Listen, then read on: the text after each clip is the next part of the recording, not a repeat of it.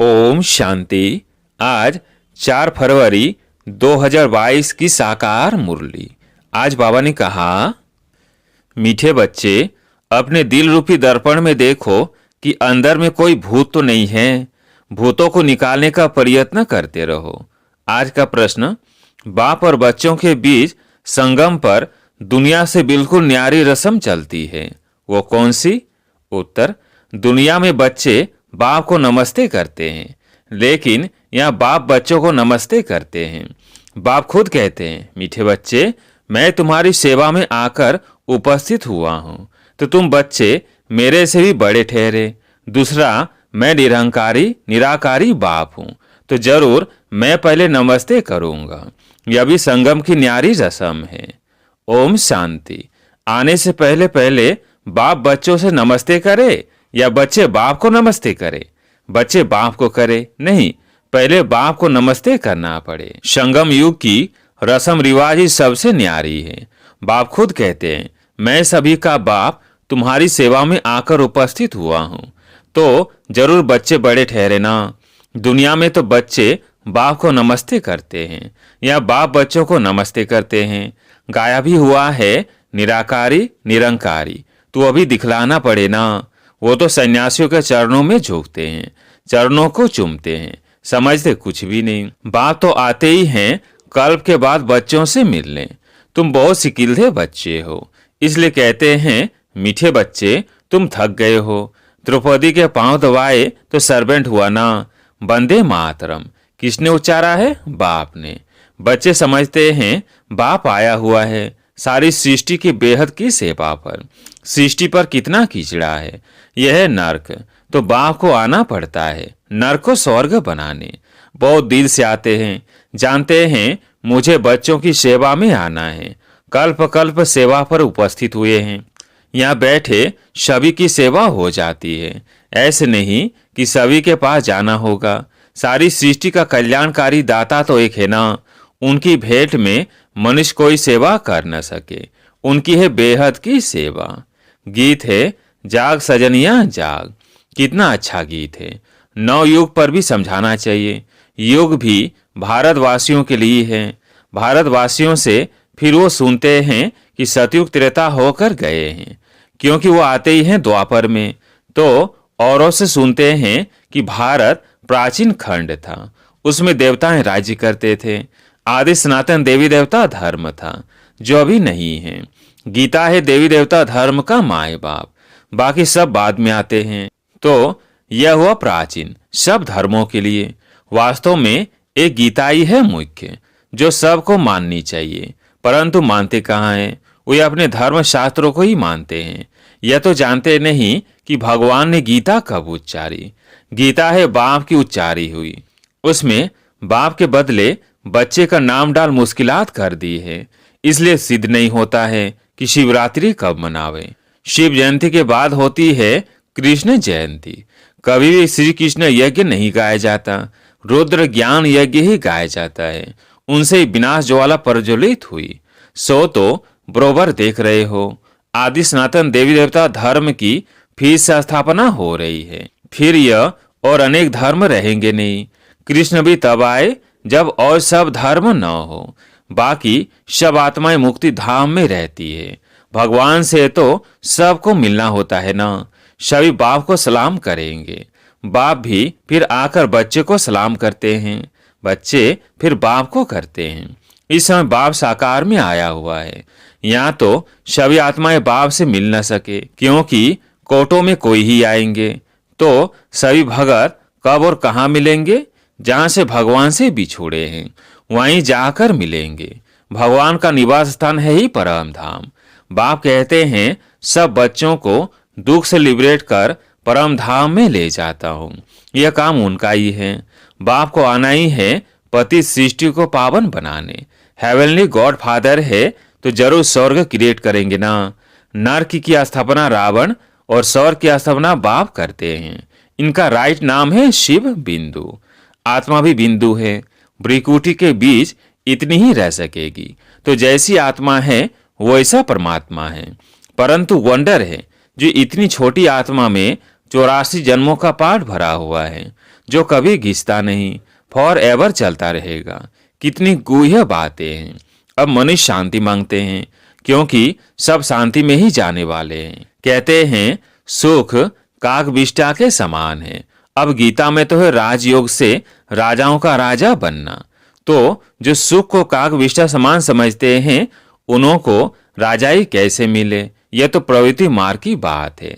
गृहस्थ व्यवहार में रहते तुमको कमल फूल समान पवित्र रहना है।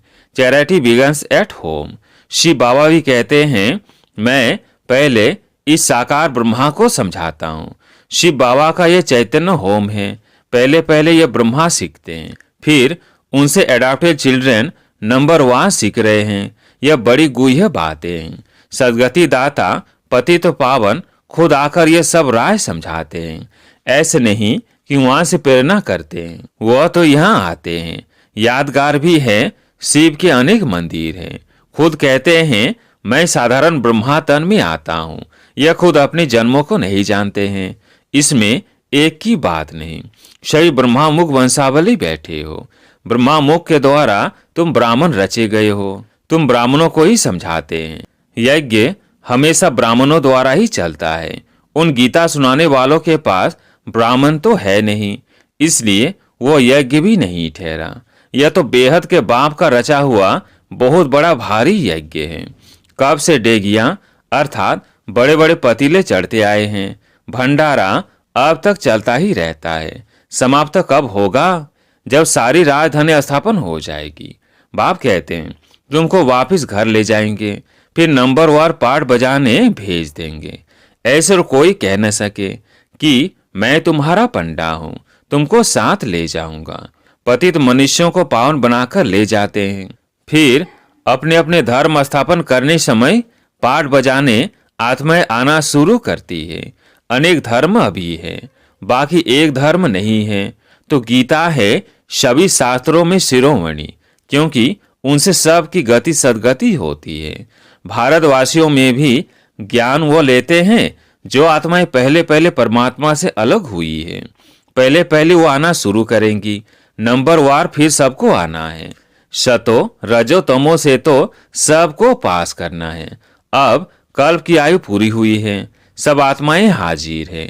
बाप भी आ गए हैं। हर एक को अपना पाठ बजाना है। नाटक में सब एक्टर्स स्टेज पर इकट्ठे तो नहीं आते, अपने टाइम पर आते हैं। बाप ने समझाया है नंबरवार कैसे आते हैं। वर्णों का भी राज समझाया है। चोटी तो ब्राह्मणों की है, परंतु ब्राह्मणों को भी रचने वाला कौन है? शूद्र तो नहीं रचेंगे। चोटी के ऊपर फिर है ब्राह्मणों का बाप ब्रह्मा, ब्रह्मा का बाप फिर है शिव बाबा। तो तुम हो शिव वंशी, ब्रह्मा मुख वंशावली। तुम ब्राह्मण सो फिर देवता बनेंगे। वर्णों का हिसाब समझाना है। बच्चों को राय भी दी जाती है। सभी एक जैसे होशियार तो नहीं है। कोई नए के आगे विद्वान पंडित आकर डिबेट करेंगे तो समझा नहीं सकेंगे। तो कहना चाहिए, मैं तो नहीं हूं, आप फलाने टाइम पर आना, फिर हमारे से बड़ी बहन आपको समझाएंगी। मेरे से तो तीखे हैं। क्लास में नंबरवार तो होते हैं। इसमें दे अभिमान नहीं आना चाहिए, नहीं तो आबरू चली जाती है। कहेंगे बीके तो पूरा समझा नहीं सकती। दे अभिमान को छोड़ रेफर करना चाहिए बड़ों की तरफ। बाबा भी कहते हैं ना, हम ऊपर से पूछेंगे। महारथी घोड़ेसवार प्यादे तो है ना, किनों की शेर पर सवारी भी है। शेर सबसे तीखा होता है। जंगल में अकेला रहता है और हाथी हमेशा झुंड में रहता है। अकेला हो तो कोई मार भी दे।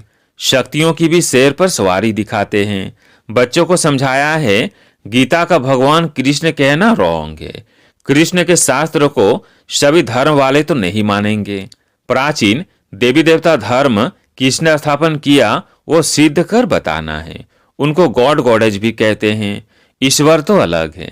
लक्ष्मी नारायण को भगवान भगवती कहते हैं, वो पालना के निमित्त हैं। अगर लक्ष्मी नारायण को भगवान भगवती कहते तो विष्णु शंकर को पहले भगवान कहना पड़े। तुम जानते हो भगवान बिना गीता कोई बोल ना सके। भगवान के मुख की गाई गीता है। श्री श्री रुद्र की गीता है। इनको कोई अपना मुख बना न सके। गीता सिवाय शिव बाबा के और किसके मुख से आ न सके। गीता माता है, उनका रचयिता शिव बाबा है। वह बैठ ओरली समझाते हैं। वह ज्ञान का सागर है ना, तो रचयिता ही रचना को नॉलेज देंगे। इसलिए ऋषि मुनि भी कहते हैं बेअंत है। ईश्वर की गत मत ईश्वर जाने। अब ईश्वर की मत सो है श्रीमत, जिससे सदगति मिल जाती है सो तो ठीक है। गति के साथ सदगति दोनों कहना पड़े, क्योंकि भारत में जब स्वर्ग होता है तब और धर्म वाली गति में होते हैं। भारतवासी सदगति अर्थात जीवन मुक्ति में है। ये सब राज बाबा समझाते हैं जो धारण करना है। भक्ति मार्ग वाले कहते हैं वेद शास्त्र आदि सबसे ईश्वर का रास्ता मिलता है, परंतु ऐसे तो है नहीं। यह कोई शिमला की पहाड़ी थोड़ी है जो जहां से भी जाओ तो पहुंच जाएंगे।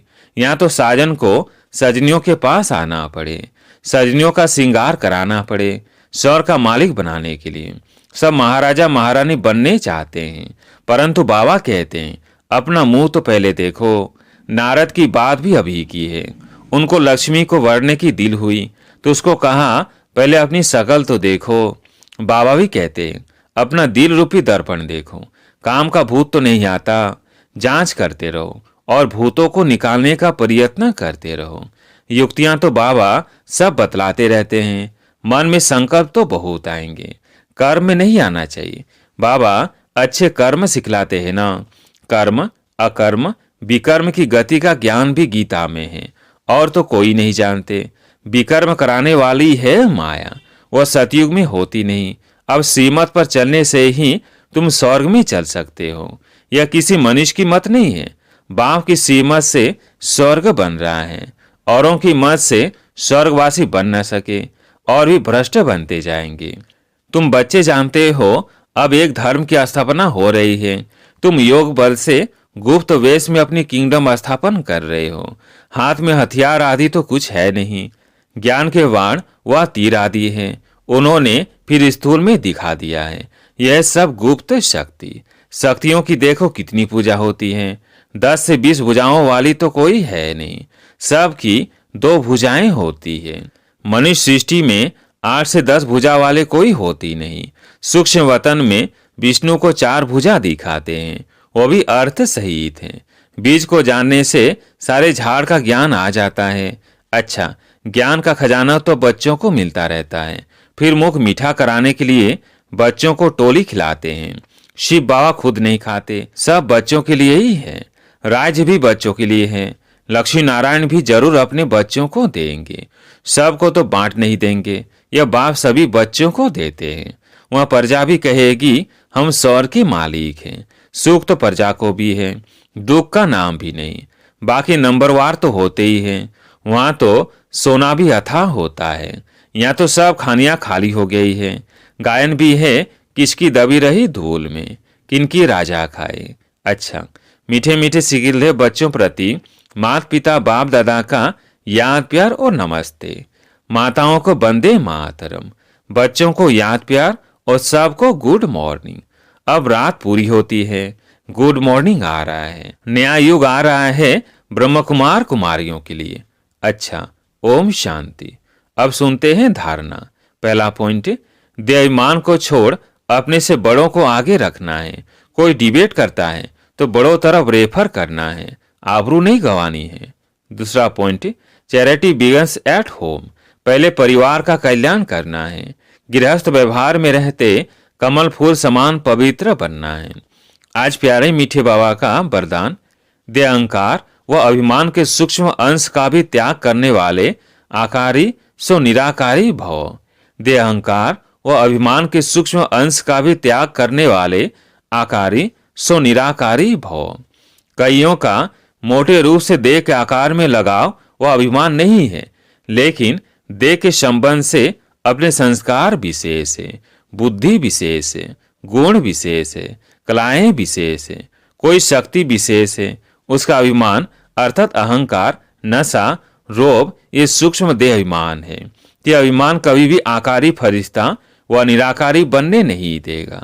इसलिए इसके अंश मात्र का भी त्याग करो तो सहज ही आकारी सो निराकारी बन सकेंगे। आज का स्लोगन, समय पर सहयोगी बनो तो पदम गुणा रिटर्न मिल जाएगा। समय पर सहयोगी बनो तो पदम गुणा रिटर्न मिल जाएगा। अच्छा, ओम शांति।